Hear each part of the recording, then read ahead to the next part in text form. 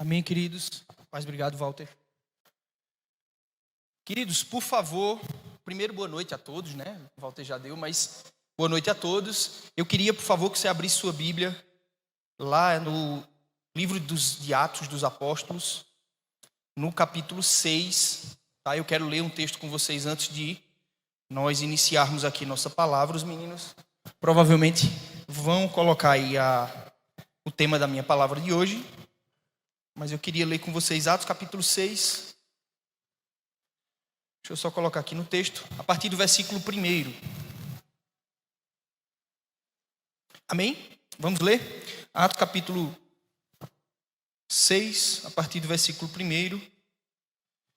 Diz assim: Ora, naqueles dias, multiplicando-se o número dos discípulos, houve murmuração entre os helenistas contra os hebreus, porque as viúvas deles estavam sendo esquecidas na distribuição diária.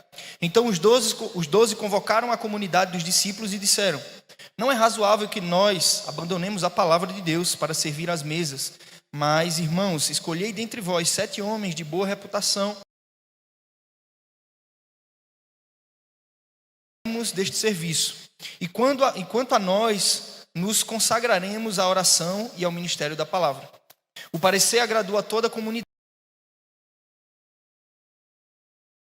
Fé e do Espírito Santo, Filipe, Prócolo, Nicanor, Timão, Parmenas e Nicolau, prosélito de Antioquia.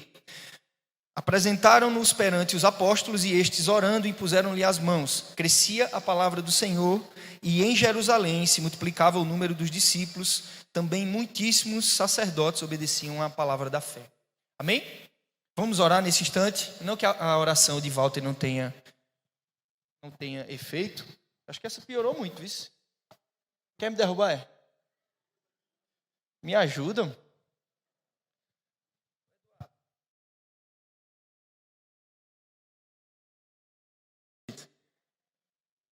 Vamos lá, queridos. Vamos orar nesse momento. Não que a oração de volta, como eu tinha dito, não seja poderosa, mas eu gosto sempre de orar antes da palavra. Amém? Senhor, em nome de Jesus, nós queremos colocar diante do Senhor, Deus, essa palavra.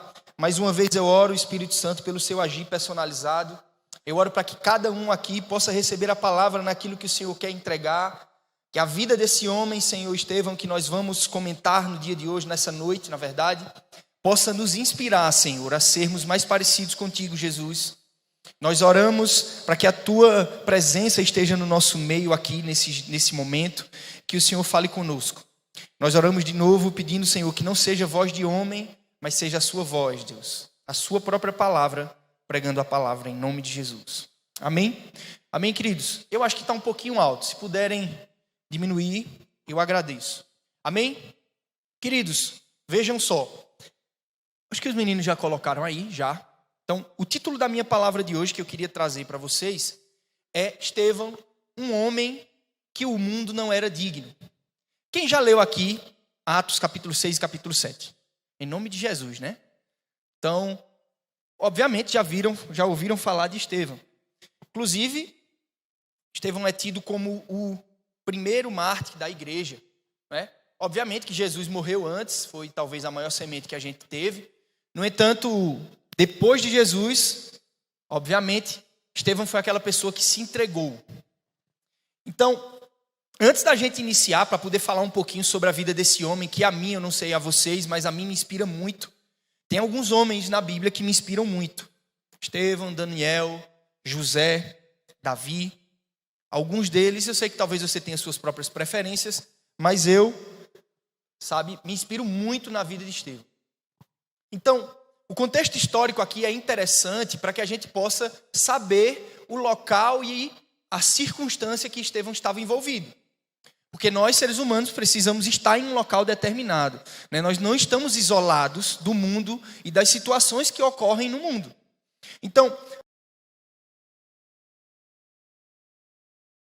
ao redor de uma sociedade que dominantemente era romana, então os romanos estavam dominando naquele período. Existia também, logo a morte de Jesus, pouco antes, e a sua assunção, a ascensão do evangelho. Ou seja, Tem aquele momento que os discípulos ficam lá aguardando a vinda do Espírito Santo. Lembra, Jesus disse, olha, vocês não devem sair de Jerusalém até que do alto venha o Espírito Santo. Lembram? Então eles ficaram lá, 120 pessoas mais ou menos, aguardando. O Espírito Santo desceu como sinal. Foi o sinal de línguas, as pessoas viram lá, disseram que eles tinham tomado um goró. Mas Pedro vai e faz aquele discurso. Quantas pessoas são salvas? 5.000 pessoas. Então, as coisas vão acontecendo em uma velocidade muito grande. No entanto, existia um problema, que a gente vai discutir daqui a pouquinho. O cristianismo estava avançando, mas ele estava avançando somente em Jerusalém. E por que eu digo que é um problema? Porque o próprio Jesus disse, quando ascendeu aos céus, que eles deveriam pregar o evangelho em todo o mundo. Não é verdade? E eles estavam ali. Alguns historiadores, inclusive, dizem que Jerusalém tinha mais ou menos 120.000 pessoas. E naquele momento, 60.000 pessoas eram cristãs. Veja que poder. Veja o que é que Deus estava fazendo pela descida do Espírito Santo. Então, a gente tinha essa situação de ascensão. A gente tinha uma comunidade cristã naquele momento muito grande e crescendo. Inclusive, o texto que a gente acabou de ler deixa muito claro que, inclusive, as pessoas do Sinédrio, que talvez fossem os maiores opositores da palavra, estavam também entregando suas vidas a Jesus. Porque os milagres eram tão grandes que não tinha como fazer nada. Pedro, a própria sombra dele estava curando pessoas. Eles chegaram lá num local que tinha um homem que fazia 40 anos que não andava, e todo mundo conhecia aquele cara, não tinha como não saber. Ele levanta e começa a andar. Então, os milagres eram tais e não tinha como você parar.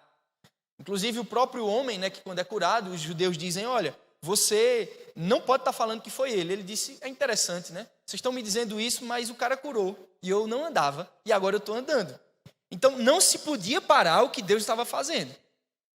No entanto, existiam algumas pessoas que estavam somente, aí obviamente eram os apóstolos. Então percebam, a gente também tem falhas na igreja primitiva. Porque às vezes a gente olha a igreja primitiva como se fosse a maior igreja de todos os tempos e que não houvesse nenhuma. Aponte outra falha, Tiago. Eu ia dizer professor. Tem outra falha. Provavelmente vocês lembram que Saulo foi enviado para a cidade dele de Tarso. E ele era um novo convertido. Vocês acham que a gente, como novo convertido, enviaria Saulo para lá? Saulo era novo convertido, tá? O cara nasceu de novo agora. Eu vou mandar ele isolado para uma cidade que ninguém tem contato com ele. Fariam? O que a gente tem que fazer? Juntar a pessoa, trazer para perto. E olhe que, inclusive, o próprio Deus queria que Saulo fosse. Então, perceba que a gente vê essas circunstâncias que fazem com que Estevão entre num problema de luta grande contra as principais autoridades daquele momento. Certo? Vejam, o cristianismo estava em ascensão enorme, crescendo demais, pessoas do Sinédrio convertendo. Vocês vão ver que, inclusive, após a morte de Saulo, de Estevão, Saulo também converte. Então, era um golpe muito forte na religião judaica, e eles não estavam satisfeitos. Então, é nesse momento que a gente vê a ascensão desse homem, de Estevão, que vai ser tido como o primeiro mártir. Então, inclusive, a vida de Estevão é como se fosse uma semente da profusão do evangelho para o mundo todo. Vocês vão ver por quê. A gente vai ler Atos capítulo 8, versículo 1, 2 e 3. Vocês vão ver o que é que a Bíblia fala sobre isso. Ok? Então, dando esse contexto, a gente percebe que ele estava, como é que eu posso dizer, colocado em um contexto de muita perseguição, de muito problema, de muita dificuldade. Então, não poderia ser qualquer homem que estaria nesse contexto. Então, os historiadores dizem que provavelmente Estevão tinha, quando morreu, 29 anos aproximadamente. Tá? Não dá para a gente ter certeza qual era a idade dele, mas ele não era um homem tão velho. Mas era um homem muito maduro. A gente vai ver daqui a pouquinho no texto de Atos capítulo 6, que a Bíblia deixa muito claro que foram escolhidos alguns homens, certo? 7 pessoas para ficarem à frente, porque estava tendo uma briga lá na igreja. E a Bíblia deixa muito claro que Estevão era cheio do Espírito Santo. Dos outros ele não diz nada. É como se a Bíblia estivesse querendo mostrar alguma coisa para a gente, indicar alguma coisa para a gente, que aquele homem não era um homem qualquer. Então a primeira coisa que eu e você precisamos saber é que Estevão não era um homem qualquer. Ele era um homem de devoção intensa e de uma fé muito profunda. capaz, inclusive, de se contrapor a um sistema evangélico, sistema político, judaico, fortíssimo. Os judeus naquela época, e sobretudo os saduceus, eles tinham total relacionamento com o pessoal de Roma. O sumo sacerdote, que sempre era colocado, não era dos fariseus, mas sim dos saduceus. Por quê? Era a elite religiosa daquele momento. Os fariseus eram os quais influenciavam mais o povo. No entanto, quem era sumo sacerdote, e aí na época de Jesus, Anás e Caifás, eram saduceus. Então esse povo era totalmente misturado na política. Inclusive, quando eles dizem que precisam matar Jesus, era porque eles poderiam perder os cargos deles lá. Porque Roma não ficaria satisfeito. Entendem? Então, Estevão se levanta nesse momento contra esse tipo de pessoa. Então, eu quero trazer esse pano de fundo para você, para que você entenda que o que ele fez e o discurso que ele deu no capítulo 7 não é qualquer discurso. Tem que ter muita coragem para falar o que ele falou. Entendem? O que ele disse, da forma que ele disse, tem que ter muita coragem. E eu quero, de alguma forma, que a própria Bíblia aqui inspire a mim e a você a ser parecido, pelo menos, com esse homem. Então, a Bíblia diz em Atos capítulo 6, versículo 5, que ele era um homem cheio de fé e do Espírito Santo. E no versículo 8 ainda diz que ele era grande em sinais e maravilhas entre o povo. Então veja o contexto que a própria Bíblia dá. Uma coisa é alguém dizer para você, não é verdade, Hernandes? Hernandes é um homem topado, e o é, verdade, Hernandes. No entanto, quando o próprio Jesus diz, é outra coisa, não é? Sabe aquele elogio que Jesus dá para João Batista? Lembram do elogio? Dentre os nascidos de homem não existe ninguém maior do que João Batista. Rapaz, eu tinha soltado tanta língua naquele momento, se fosse comigo aquela conversa. Por quê? É um elogio do próprio Jesus. E aqui, obviamente, a Bíblia elogiando, é o próprio Deus elogiando. Então, ele não era um cara qualquer. Estevão era um homem que a gente poderia olhar e dizer, poxa, a gente deve se inspirar com esse homem. Por isso, inclusive, que eu digo que o mundo não era digno dele. Estevão era um homem que o mundo não tinha dignidade para suportar tamanho coração, tamanha fé, coragem, firmeza no Evangelho. Então, para que eu não fique aqui falando e a gente não possa verificar, quero que você abra comigo, continue no texto que a gente estava lendo, e a gente vai ler aqui a partir do versículo 8. A partir do versículo 8, tá certo? Vamos lá. Diz o seguinte: Estevão, cheio do Espírito, cheio de graça e de poder, fazia prodígios e grandes sinais entre o povo. Levantaram-se, porém, alguns dos que eram da sinagoga chamada dos libertos, dos cinereus, dos alexandrinos, da Cilícia e da Ásia, e discutiram com Estevão. E não podiam resistir à sabedoria e ao Espírito, pelo que ele falava. Então subornaram homens que disseram: temos ouvido este homem proferir blasfêmias contra Moisés e contra Deus. Sublelaram o povo, os anciãos e os escribas, e investindo, o arremataram, levando-o para o sinédrio. Apresentaram testemunhas falsas que depuseram: este homem não cessa de falar contra a palavra do santo, contra o lugar santo e contra a lei. Porque o temos ouvido dizer que esse Jesus, o Nazareno, destruirá esse lugar e mudará os costumes de Moisés, que Moisés nos deu. Todos os que estavam assentados no sinédrio, fintando os olhos em Estevão, viram seu rosto como se fosse um rosto de anjo. Então veja, os próprios acusadores estavam vendo ele como se fosse um rosto de anjo. E aí eu queria apresentar para vocês, pela própria Bíblia, pela própria leitura que a gente fez, algumas características de Estevão. A primeira delas, que eu verifico, e a gente vai ler, é que ele era um homem cheio de fé e do Espírito Santo. Versículo 5 de Atos capítulo 6 diz isso. Estevão era um homem de fé e cheio do Espírito Santo. E aí a gente faz um contraste com o que a gente vê nos dias de hoje. Me parece que tanto o mundo como a igreja está mais preocupada com aquilo que é externo, com aquilo que eu conquisto, com aquilo que eu sou lá fora, do que eu sou dentro do corpo. A verdade é que, com certeza, Estevão estava muito mais preocupado com quem ele era em Deus. Um homem cheio de fé e um homem cheio do Espírito Santo. E aí há um contraste inevitável.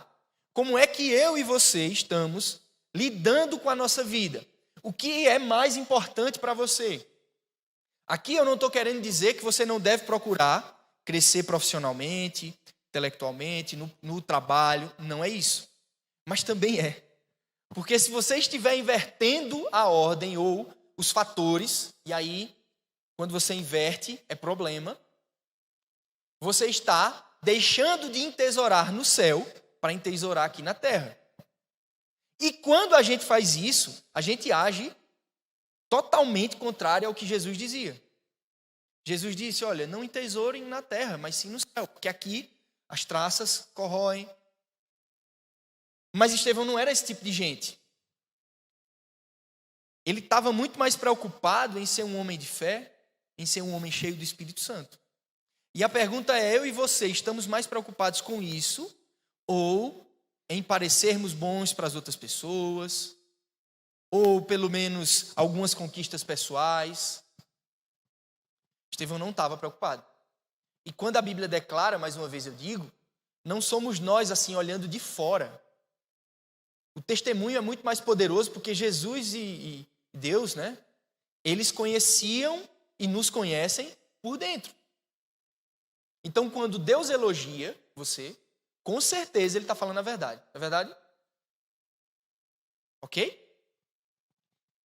A segunda coisa que eu queria falar para vocês, e a segunda característica, é que ele era um cara desconhecido. Assim como eu e você.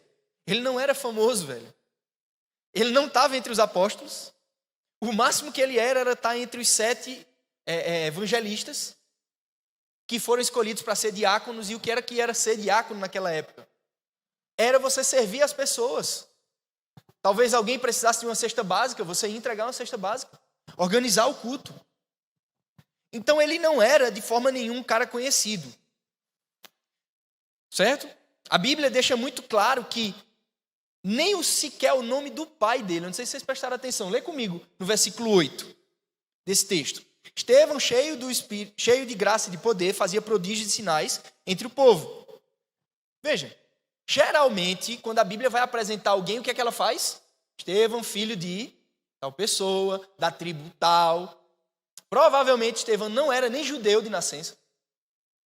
Provavelmente, não dá para a gente ter certeza. Mas é como se a Bíblia fizesse questão de nem dizer quem ele era.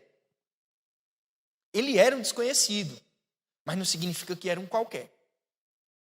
Porque ser desconhecido não quer dizer que você não esteja cumprindo o propósito de Deus. Porque às vezes, inclusive eu estava conversando um tempo atrás com o Júnior do 9 Graus, quando ele veio ano passado para o Acamp, e ele estava dizendo que conversou com uma pessoa que era do meio gospel, eu ia dizer artístico, mas vou dizer gospel, né, para não ser tão duro. Que era do meio gospel, e a pessoa disse assim para ele, Júnior, eu não sei porque você ainda não estourou para viver o que Deus tem para você. Ele disse, cara, o que é estourar e viver o que Deus tem para mim?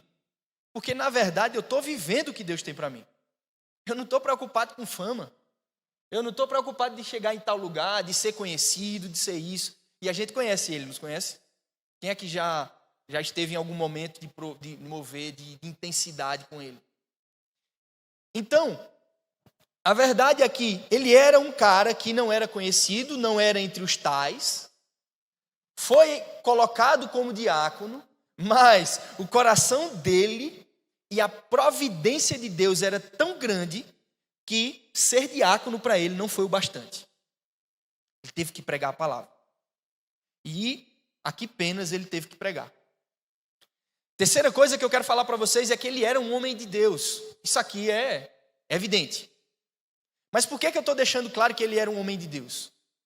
Porque vejam, tal pessoa pode pregar, fazer milagres, o próprio Jesus disse isso. No entanto, ele não pode ter um caráter aprovado por Deus. Tá? E não sou eu que estou dizendo não, tá? Se tiver com raiva, conversa com a Bíblia.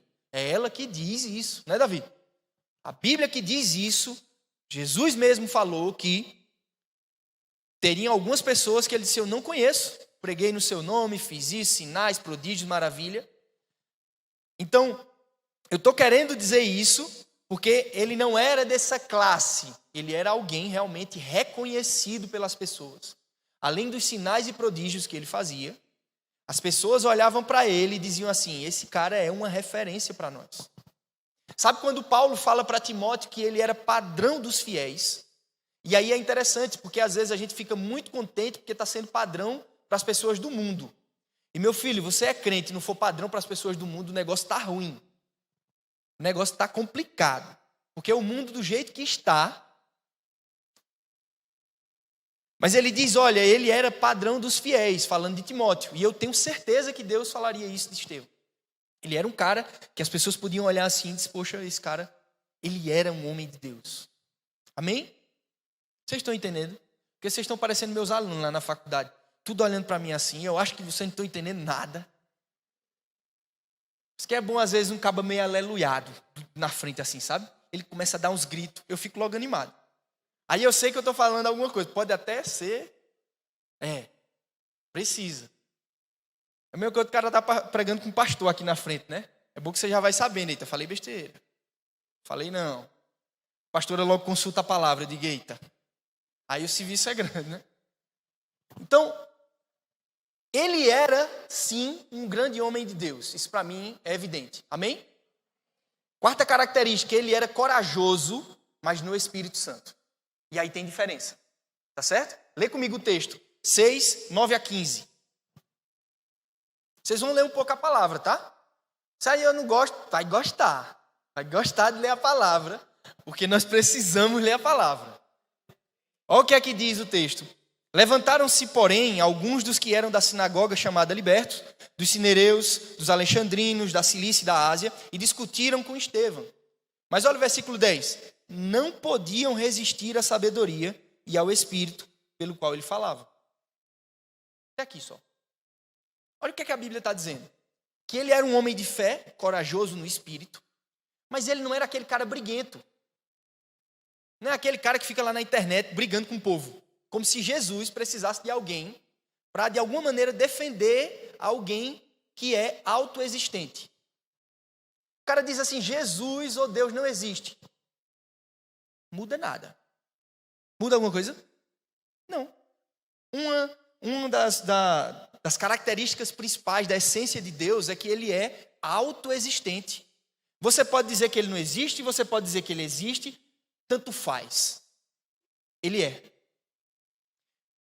Não era esse tipo de gente que fica discutindo na internet.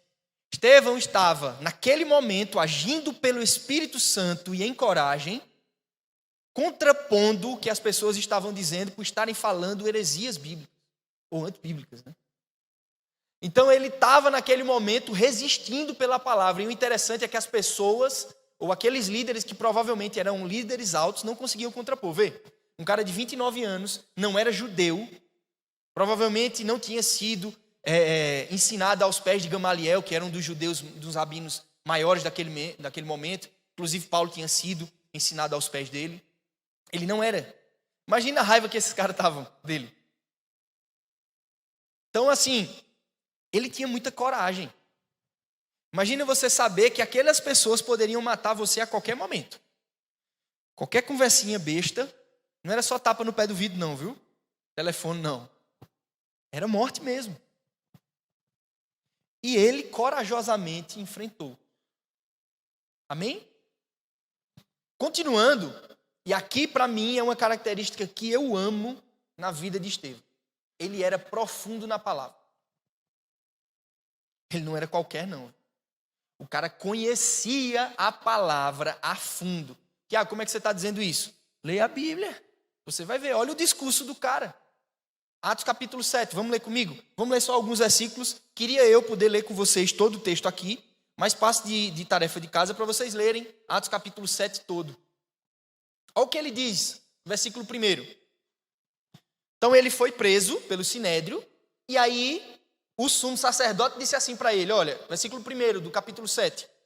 Porventura é isto assim, porque os judeus estavam dizendo que ele era o cara que estava dizendo que Jesus era grande, que ia destruir o templo, enfim, que ia acabar com a lei. Olha o que é que ele diz. Estevão respondeu, varões, irmãos e pais. Olha aí, Henrique, varão. Varãos, irmãos e pais, ouvi.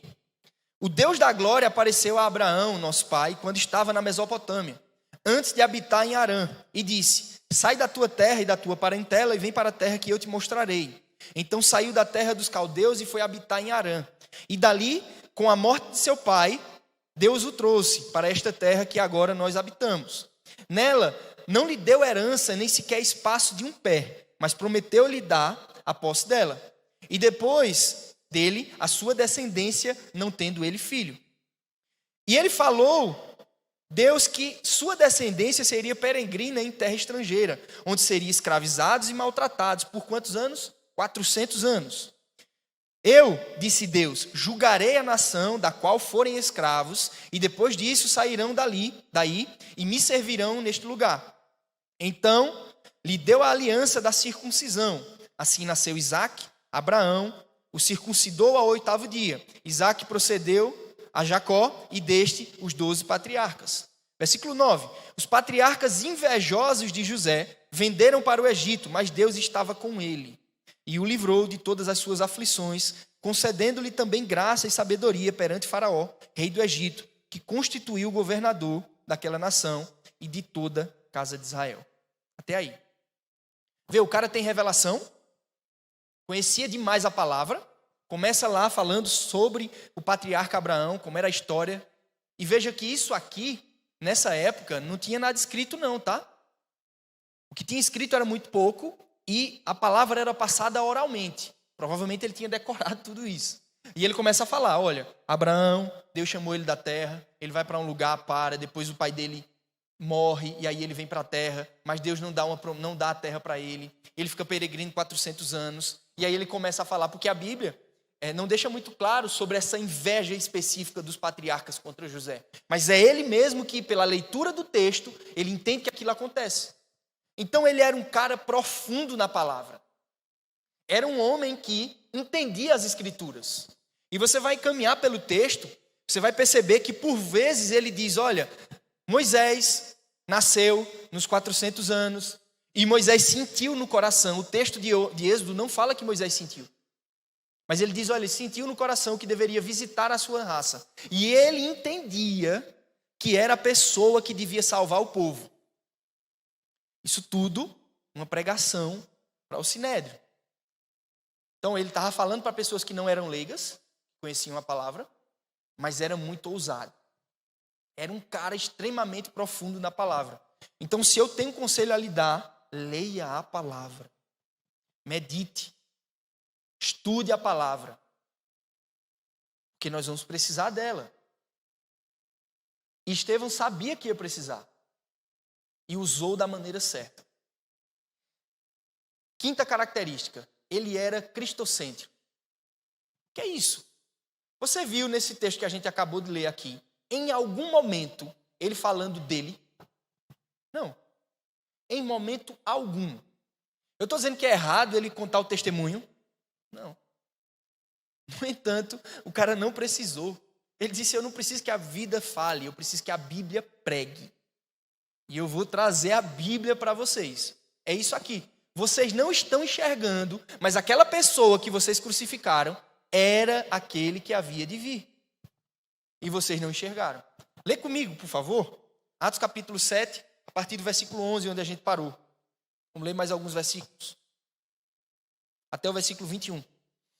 Sobreveio, porém, fome em todo o Egito, e em Canaã houve tribulação, e nossos pais não achavam mantimentos. Mas tendo ouvido Jacó que no Egito havia trigo, enviou pela primeira vez os nossos pais. Na segunda vez, José se fez conhecer por seus irmãos e tornou conhecida a sua família a Faraó. Então José mandou chamar a Jacó, seu pai, e toda a sua parentela, isto é, 75 pessoas. Jacó desceu ao Egito e ali morreu, e ali também os nossos pais. Foram transportados para Siquém e postos no sepulcro que era de Abraão, que ali ele havia comprado por dinheiro aos filhos de Amor.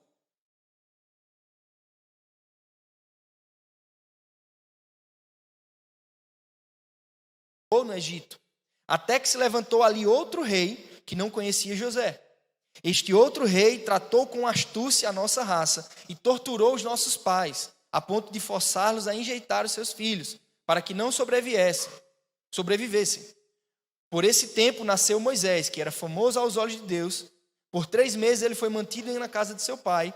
Quando foi exposto, a filha de Faraó o recolheu e o criou como seu próprio filho. Então vê, o cara expõe o evangelho sem sequer citar o próprio nome. Ele só mostra para aquelas pessoas que a palavra foi que concedeu que Jesus viria. O que ele estava falando era o plano da salvação. Não posso pegar você agora, papai. Era o plano da salvação, começando de Abraão, indo até Jesus. Então ele faz esse pano todo de fundo e em determinado momento ele começa a dizer assim, olha, as pessoas que aqui estão, ou seja, vocês que crucificaram Jesus, não são diferentes daquele povo que estava lá no Egito e que ficou desobedecendo o Senhor, ficou preso por 40 anos, matou os profetas, mandou fazer bezerro de ouro. Vê que coragem desse cara. E aí a gente já entra na próxima característica dele. Ele era um homem que confiava em Deus. Porque para você fazer esse tipo de acusação, tem que ter muita confiança, tem que ter muita coragem. E a história explica porque ele mesmo morreu. Eu não sei não, acho que eu tinha corrido daqui. Chegasse a turma ali, se não fosse trocar tapa, né, Hernandes?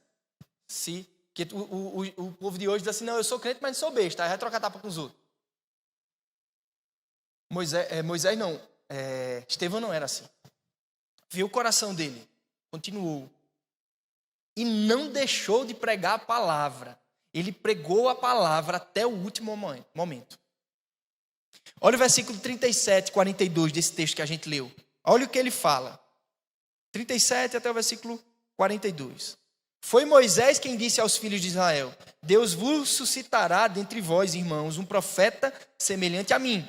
E é este Moisés que esteve na congregação no deserto com um anjo que falava no Sinai e com os nossos pais, o qual recebeu palavras vivas para nulas transmitir, a quem nossos pais não quiseram obedecer, antes o repeliram no coração, e no coração, na verdade, voltaram ao Egito, dizendo a Arão: faze-nos deuses que vão adiante de nós, porque quanto a esse Moisés que nos tirou da terra do Egito, não sabemos o que aconteceu. Olha o que o povo estava dizendo. E aí, no versículo 51, ele prepara, como se ele estivesse preparando tudo que vai falar, e aí no versículo 51 ele solta. E aí foi aquela hora, volta, que os caras pegaram o ar. Ele diz, olha, versículo 51, homens de dura cerviz, incircuncisos de coração e de ouvido, vós sempre resistis ao Espírito Santo, assim como fizeram vossos pais, vós também fazeis. Qual dos profetas vossos pais não perseguiram? Eles mataram os que anteriormente anunciavam a vinda do justo, do qual vós agora vos tornastes traidores e assassinos. Vós que recebestes a lei por ministério dos anjos e não aguardais. Olha o versículo 54, olha como eles ficaram joia com aquela conversa. Ouvindo isto, enfureceram-se no coração e rangiram os dentes. Cara de coragem para dizer um negócio desse ali na frente daqueles caras, sabendo que naquela época eles tinham autorização total. Como é que você sabe disso? Veja, Paulo, logo após, capítulo 8, versículo 3, 4 e 1, 2 e 3, ele vai lá no Sinédrio e pede cartas. Ele diz assim, me dê cartas porque eu quero sair por aí e qualquer pessoa que estiver pregando essa seita do Nazareno, nós vamos matar. Eu quero matar. Por isso que a Bíblia fala que Paulo assolava a igreja. E penso eu que o que talvez de alguma forma fez Paulo se impulsionar tanto para pregar o evangelho, claro, o amor por Jesus e tantas outras coisas, mas imagine, ele pesava sobre ele, não no sentido de culpa, mas porque ele tinha ferido a noiva de Cristo. Imagine eu e você tivéssemos perseguido a igreja. Como a gente ficaria? E com certeza Paulo foi o apóstolo que mais avançou no reino. 13 cartas escritas. O evangelho toma outra proporção depois de Paulo e depois, claro, desse evento aqui. Mas veja, naquele momento o Sinédrio tinha total poder para fazer o que quisesse. Inclusive, quando Ananias é falado em sonho por Jesus para ir atrás de Paulo, o que é que Ananias disse? Vou nada, é conversa. O cara estava matando todo mundo, eu vou fazer o que lá conversando com aquele cara? Então era mais ou menos isso aqui, aquele momento. Era um julgamento. E o cara teve essa coragem de dizer isso. Ele podia ter... Uma coisa é a gente estar pregando lá fora para outras pessoas, né? Daqui a pouco a gente chega frente a frente com alguns e ter que dizer para eles o que é que eles fazem de errado. Não é mais difícil. A gente tem uma comissãozinha lá na pelada que a gente tem dia de sábado. E, um tempo atrás, um membro da comissão foi expulso. E aí a gente teve que julgar. Mas pense numa coisa desconfortável, você ter que estar julgando alguém, com alguém no grupo. Só olhar, a ação dele foi assim, assim, assim. Eu disse até para os meninos, olha, é melhor tirar ou fazer um grupo à parte e a gente falar lá, porque aí o povo fica mais à vontade. Porque, na verdade, a gente não fica muito à vontade, não é? Estevão não estava nem aí, chutou o pau da barraca. Vocês é que são os culpados mesmo. São vocês que são duros de coração, têm esse coração que não muda, estão vendo as coisas nos olhos de vocês, os sinais, os prodígios, o que Jesus fez, ressuscitou, o véu rasgado de cima a baixo, e vocês não querem mudar. Aí os caras, até agora. E aí, como vocês sabem, ele é apedrejado. Vê o versículo 55, por favor. Mas Estevão, cheio do Espírito Santo, fintou os olhos no céu e viu a glória de Deus e Jesus, que estava à sua direita. E disse: eis que vejo os anjos, os céus abertos e o Filho do Homem em pé, à destra de Deus. Eles, porém, clamaram em voz alta, tapando os ouvidos, e unânimes arremetaram contra ele. E lançaram fora da cidade e o apedrejaram. As testemunhas deixaram suas vestes aos pés de um homem chamado Saulo. E apedrejaram Estevão, que invocava e dizia: Senhor Jesus, recebe o meu espírito. Então, ajoelhando-se, clamou em alta voz. Vê o que esse cara disse: não lhes impute o pecado. Com estas palavras adormeceu. Versículo 1 do capítulo 8. Saulo consentia na sua morte. Naquele dia levantou-se grande perseguição contra a igreja em Jerusalém, e todos, exceto os apóstolos, foram dispersos pelas regiões da Judéia e de Samaria. Alguns homens piedosos sepultaram Estevão, fizeram grande pranto sobre ele. Saulo, porém, assolava a igreja, entrando pelas casas, arrastando homens e mulheres e encerrando-os no cárcere. Então parece que a coisa não melhorou. Mesmo com a morte de Estevão, a coisa piorou. Ele está diante de uma situação daquela, tem essa coragem de falar, e você poderia dizer: poxa, e Deus nisso tudo? Deixou o cara sofrer, levar pedrada, porque eu creio na capacitação do Senhor naquele momento. Uma vez teve até um missionário que veio aqui, eu não sei se Cleia lembra, veio um missionário aqui, ele tinha ido para uma tribo no Amazonas, que era uma tribo bem fechada. E quando ele chegou lá, pegaram ele, deram uma madeira, pedrada, e eu fui perguntar para ele, eu disse: doeram? Perguntei. Você pode dizer, dá besteira, mas eu fiquei pensando assim, porque às vezes a gente escuta, né? Não, Deus capacita, não é? Capacita, mas o coitado sofreu, levou pedrada com força. Eu perguntei, Hernandes, você acha que ele deve ter olhado assim, esse menino é imbecil ou se faz? Eu não era casado, ainda não tinha filho. Mas que bexiga esse menino está perguntando aqui? Mas o que eu queria saber era, Deus tinha agido de alguma forma para você não sentir a dor? E eu não estou dizendo que Deus não possa fazer, tá certo? Porque a Bíblia fala que lá quando... Agora eu me confundo com a história. Não. Os amigos de Daniel estavam lá na fornalha de fogo, e a Bíblia diz que eles não sentiam o poder do fogo.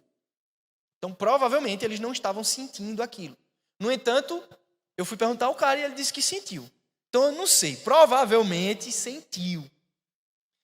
Mas talvez o êxtase de ter visto, porque veja, olha o que é que ele diz: eu estou vendo agora Jesus de pé à direita de Deus. Que poderoso. E aí eu quero lhes dizer que, diante de toda essa circunstância, não significa que não tenha havido ali recompensa para o que ele fez. E nós vamos ver agora algumas. Primeira coisa, primeira recompensa que ele teve, e ainda aqui, ele viu a glória de Deus e Jesus de pé, esperando ele. Me diga aí, você já viu na Bíblia outro momento que Jesus estava de pé esperando alguém? Tem não. Pode pesquisar. Se tiver, depois você me diz, olha, está errado. Mas não tem. De pé, do lado de Deus, esperando o cara. Como se dissesse assim, você é do jogo. Você é diferente. Você aguentou tudo isso, fiel à minha palavra, até o fim. Então a primeira recompensa que ele recebe é essa. Por isso que eu coloquei no título de que ele era um homem que o mundo não era digno. E para mim, tá? E aí já é uma conjectura minha, não tem no texto, eu que penso assim, Deus queria chamá-lo. Vem para cá, meu filho, que esse povo aí é... Vem ficar comigo. Como fez com Enoque, como fez com Enias. Mas o trouxe. Primeira recompensa. Segunda, influência total, não digo total, mas grande, na conversão de Saulo. Aí você me diz assim, de onde é que você tirou isso no texto? Bíblia. Vamos ler? Perceba como começa o capítulo 8 do que a gente acabou de ler. E Saulo consentia na morte. Aí eu lhe pergunto, por que está aqui escrito isso? Se não é, provavelmente, a Bíblia querendo lhe indicar algo. Inclusive, no versículo 58 do capítulo 7, olha o que é que diz. E lançando-o fora da cidade, o apedrejaram. As testemunhas deixaram suas vestes aos pés de um homem chamado Saulo. É como se a Bíblia estivesse conduzindo você a entender que provavelmente aquilo influenciou na conversão de Saulo. É claro que ele está tentando levantar, porque no capítulo 9, a gente vai ver a conversão de Saulo no caminho de Damasco e tudo. No entanto, a meu ver, eu estou percebendo que a Bíblia está querendo dizer, olha, por que isso? Capítulo 9 de Atos, Jesus disse, Saulo, Saulo, é duro recalcitrar contra aguilhões. Quais eram esses aguilhões? Provavelmente a consciência de Saulo já estava batendo. Ele lembrava da morte de Estevão, ele viu o que ele fez, como ele morreu, continuando louvando a Deus, dizendo assim, não impute a ele os pecados. Veja, estava orando por Saulo. Rapaz, quando alguém faz alguma coisa de mal, eu fico... Não é não? Quem é que fica também? Para eu não me sentir só. Não. O cara estava morrendo. Ele copiou Jesus. Jesus disse, não impute-lhes os pecados quando estava sendo morto na cruz. Ele disse o mesmo. Que poderoso. Então, ele com certeza influenciou. É óbvio que, e eu não estou querendo tirar o encontro de Paulo com Jesus em Damasco, aquilo obviamente foi o ponto crucial para a conversão, mas o próprio Jesus diz que ele estava recalcitrando contra aguilhões. Jesus já estava, por meio do Espírito, convencendo Paulo que ele deveria mudar, que aquilo que ele estava fazendo estava errado. Você quer mais testemunho para as pessoas fora do que alguém que perseguiu a igreja, como Paulo perseguiu e se converter? O cara diz assim para você, essa conversa de Bíblia é loucura, porque a Bíblia foi feita por homens. Eu disse, e o livro que tu lê foi feito por quem? Por anjo? Segundo, me explique Paulo. Que a literatura fala de Paulo como um filósofo. Me explique a conversão dele. Explique por que o cara estava perseguindo a igreja e de uma hora para outra mudou. Essa é uma das piores testemunhas dentro de um processo. O cara que era de um lado e vai testemunhar, por exemplo, o cara trabalhou no banco e vai testemunhar contra o banco. Vai dar certo, não vai? Porque provavelmente ele conhece muito aquilo. Então Paulo era esse tipo de testemunha complicada para o inferno. E ele participou da conversão, em certo sentido, de Paulo. Outra recompensa. E por último, ele influencia na profusão da palavra. E aí talvez tenha sido a maior coisa. Por que você está dizendo isso? Vejam, o evangelho estava parado em Jerusalém, estava sendo pregado, 60 mil pessoas convertendo numa cidade de 120, mas estava parado. E o próprio Jesus diz em João capítulo 12, versículo 24, que se a semente não morrer e cair ela na terra, ela fica só. Mas se ela morre, ela produz muito fruto. Estevão foi essa semente. Ele foi a semente do furacão que Deus deu depois. Pessoas indo embora. Por que você está dizendo isso? A Bíblia está falando. Vamos lá. Capítulo 8, versículo 1, 2 e 3. A gente já leu, mas vou ler de novo para vocês. Saulo consentia na sua morte. Naquele dia levantou-se grande perseguição contra a igreja em Jerusalém. E todos, exceto os apóstolos, foram dispersos pelas regiões da Judeia e Samaria. Vejam, depois da perseguição, provavelmente alguns cristãos ficaram com raiva de Saulo, né? Aquela bexiga foi pregar lá, morreu, e ainda a gente tem que fugir. Porque tem um monte de crente carnal, não tem? Ou não? Às vezes até a gente, né? Não é? Então ele prega a palavra, é morto, a perseguição não para, aumenta, e aí ele tem que ter a visão, na verdade não mais ele, mas as pessoas que ficaram lá, tem que ter a visão de que Deus estava no controle, né? Porque uma aparente perseguição, uma aparente circunstância contrária à nossa vida, não significa que Deus não está agindo. Não é verdade? Porque a gente acha que porque as coisas não estão saindo de acordo com aquilo que a gente previu, predeterminou, conforme a nossa presciência, não é? Quase que como deuses, as coisas saíram do controle. Mas, na verdade, era o próprio Deus, com seu agir invisível, sem ninguém perceber, fazendo com que Estevão estivesse naquela hora para pregar aquelas pessoas. Deus sabia que ele tinha coragem para falar. Ele fala, é morto. O evangelho começa a ser mais perseguido ainda. As pessoas têm que fugir.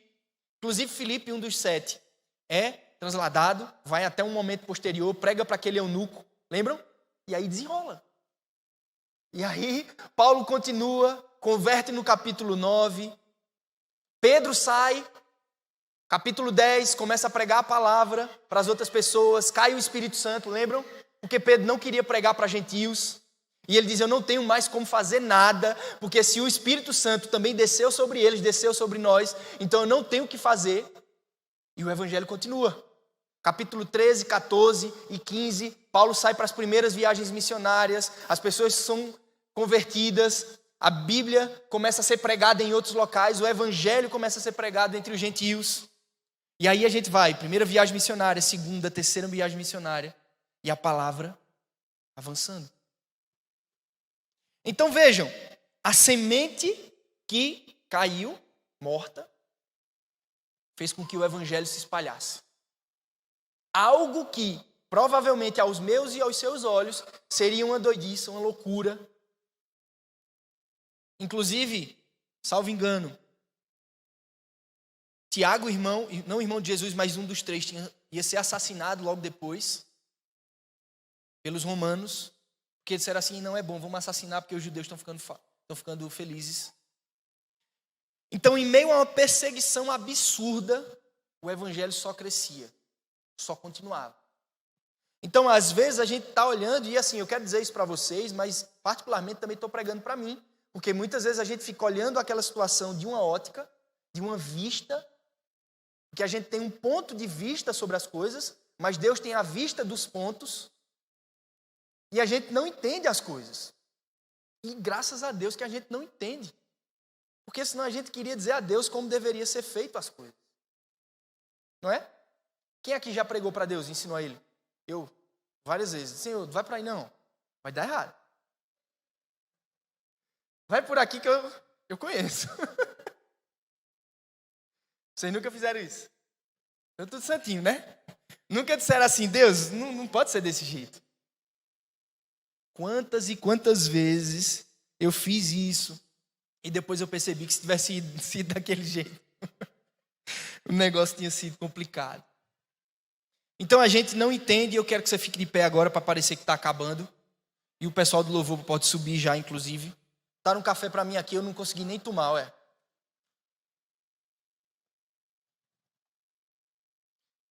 Mas vejam, e aí se puderem baixar a luz, tá?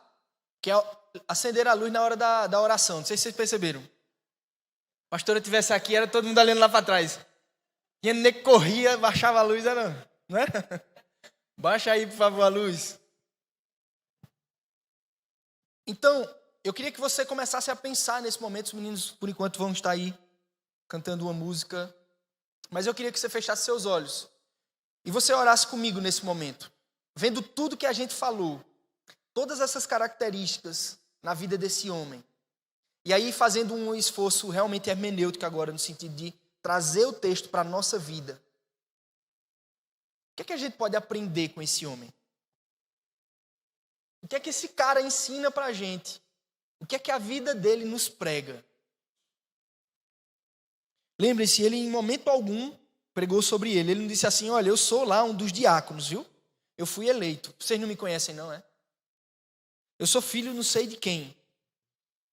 Pregou a palavra. Do início ao fim, pregou a palavra. Então eu queria que você fechasse seus olhos e você e Deus, não quero aqui dizer quais são as palavras ou a oração que você deve fazer, mas eu queria que você orasse nesse instante. Colocar a sua vida diante do Senhor.